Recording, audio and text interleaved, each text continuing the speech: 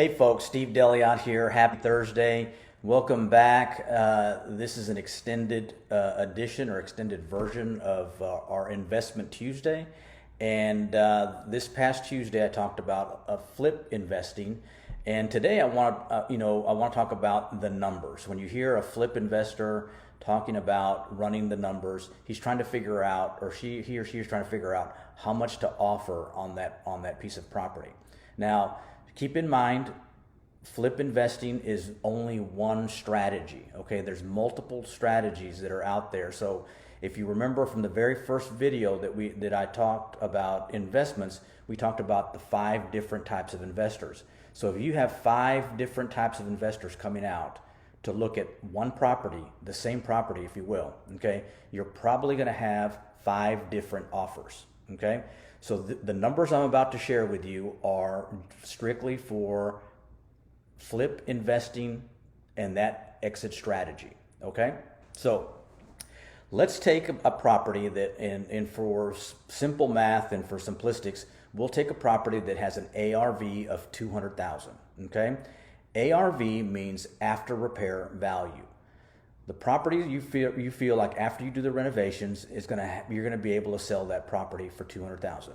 Your typical flip investor doesn't want to have more than 80% of the purchase price and repairs in that $200,000 house. So in other words, in this case, that 80% equals $160,000. All right, so after he buys the property, after they do the renovations to the property, they don't want to have more than $160,000. Now, having that said, that doesn't mean that he's walking away with $40,000 in profit. Okay, what all that means is that those are the numbers that he's going to base his offer on. So if that property needs, let's just say, $50,000 worth of work, okay, to get it to where it's top notch, then his offer is going to be somewhere around $110,000. He'll take the 20% away from the 200,000 ARV, brings us to 160. If it needs $50,000 in work, he's going to make an offer at 110.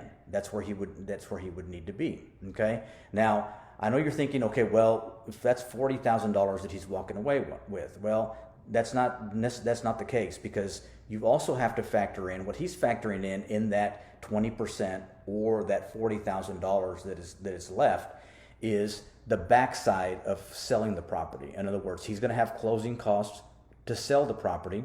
He's going to pay anywhere from 3 to 6% commission to an agent for selling the property as well, if it's something that he's putting on the MLS. So just keep that in mind. So when you factor those costs in on a $200,000 house, for example, you could be looking at about anywhere from $12,000 to $15,000 just in those expenses of closing costs and commissions. The other thing that they need to factor in is also their holding costs. How much interest are they going to be paying the bank during that time period when they bought the property and when they've sold it?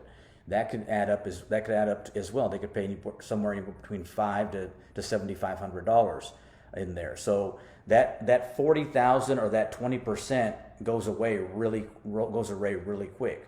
So that's really how your typical investor breaks down or runs the numbers, is typically around that 80%. Now, I will say that if the property, for example, is an older property, let's say something that's built in the 1930s, 1940s, then that equity spread that he's looking for might have to be 25%.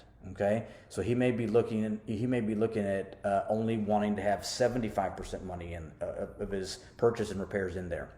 Now, on the flip side, let's say the property is a newer property. Say it was built in like 2005. All right. So it's probably going to need less work. The electrical should be good. Plumbing should be good. HVAC should be good. A lot of those factors that you would spend on an older home, you're not going to have to spend on a newer home. In that case, he might stretch to 82, 83, or maybe even 85%, depending on what kind of condition that property is in.